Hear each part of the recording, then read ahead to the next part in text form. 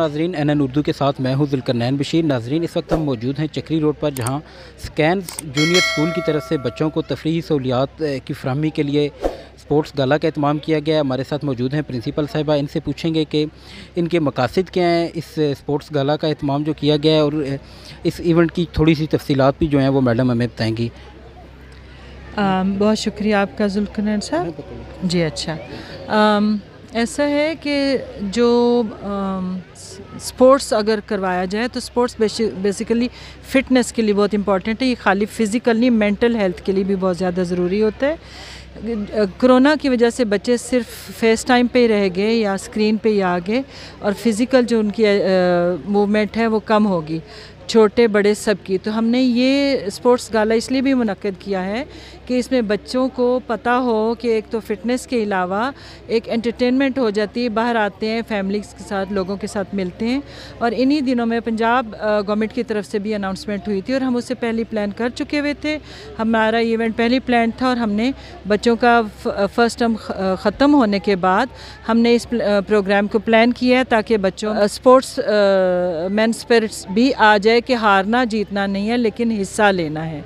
तो इसी वजह से हमारे प्रोग्राम्स हर साल मुनक्किद होते हैं, सिवाय जो पिछले कोरोना की वजह से हम नहीं कर सके। तो अल्हम्दुलिल्लाह बहुत अच्छा मौसम है, अल्हम्दुलिल्लाह कि हर चीज़ बेहतर है, इसी वजह से हमने इसका इनकाद। और मैं बहुत ज़्यादा इस हक़ में होती हूँ कि फ़िज़िकल फ़िटनेस के लिए तमाम इदारे, चाहे गवर्नमेंट के हैं चाहे प्राइवेट हैं, जैसे हमारे बचपन में हमें सहूलियात मुहैया की गई थी, इसी तरह तमाम इदारों के लिए मेरी ख्वाहिश है कि तमाम बच्चों को ये एक फ़ायदा दिया जाए कि उनके लिए फ़िटनेस का प्रोग्राम ज़रूर हर स्कूल और हर कॉलेज में, हर यूनिवर्सिटी में ये रखा जाए।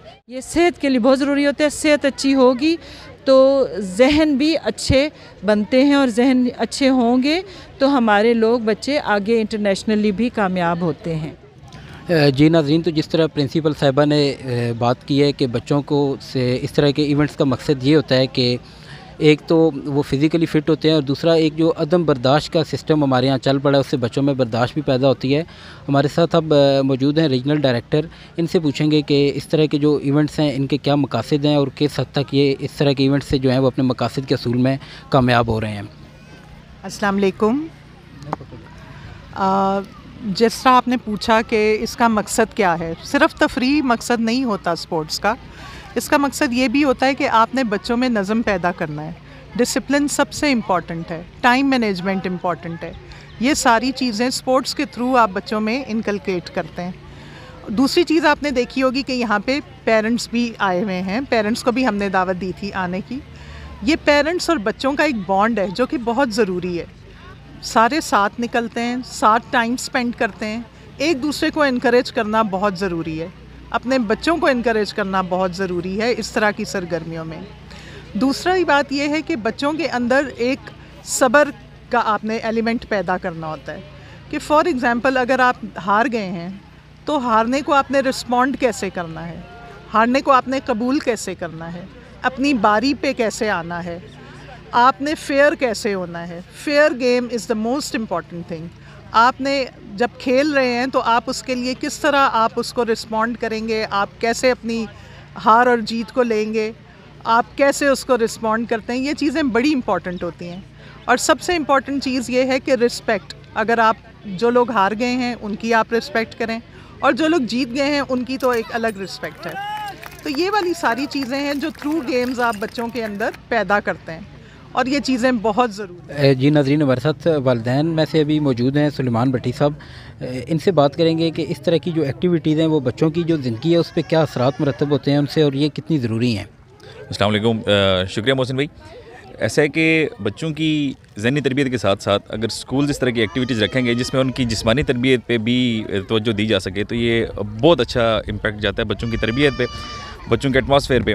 क्योंकि बच्चों को आम ज़िंदगी में ये माहौल नहीं मिलता, क्योंकि हमारे बच्चे डिजिटल हो गए, मोबाइलों के हो गए, टैब्स के हो गए हैं, तो यूट्यूब वाले बच्चे हैं। तो इस तरह की एक्टिविटीज़ स्कूल का करना ये इनकी अचीवमेंट है, इनके सारे स्टाफ की मेहनत है कि उन्होंने इतना अच्छा इवेंट ऑर्गेनाइज़ किया है। ऑल इन ऑल सबसे जो क्रेडिट जाना है वो उनके स्टाफ को जाना है, और इसका जो फ़ायदा होना है वो जो ये एक पौध बना रहे हैं, जो जनरेशन बना रहे हैं, जो हमें आमतौर पर नज़र नहीं आती ठीक है, क्योंकि जो बच्चा ग्राउंड में खेल के सीखता है वो घर में कंप्यूटर पे या मोबाइल पे बैठ के नहीं सीख सकता। नाजरीन हमारे साथ मौजूद हैं आफाक मलिक साहब। ये आपको वैसे भी सोशल मीडिया पर एक्टिव नज़र आते होंगे। इनसे बात करेंगे, इनसे पूछते हैं कि ये जो आज का बच्चों का इवेंट रखा गया है इसकी क्या अहमियत है। अस्सलाम वालेकुम जी। ये इवेंट आज देखा है जी मैंने स्कैन स्कूल का, और बड़ा अच्छा है जी।